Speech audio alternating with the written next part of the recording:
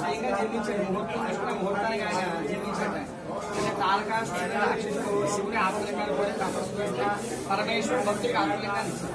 ఆత్మలింగాన్ని ధరించుకుని మెడలో వేసుకుని మొత్తం లోకాలు నశిపరుచుకుంటున్నాడు. అప్పుడు కుమారస్వామి అతను సంహరించారు.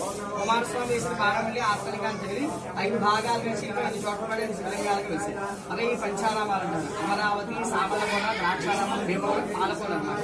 ఎక్కడెక్కడ స్వామి జన్మించి శివలింగంగా మారి ఓం ఓం అని చెప్పుకుంటే తొలి పూజ అనేటువంటిది దేవతలు చేశారు. అమరావతిలో ఇంద్రుడు, సామలకోటలో కుమారస్వామి, ఇక్కడ సూర్యనారాయణ ఉంటారు.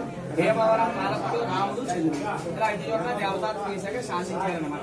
నైవేద్యం పెట్టకపోతే ఆయన ముఖంలో అలుస్తాడు. ఆయన శాంతి చేసుకోవాలి, ఆయన మనం సాధించుకోవాలి.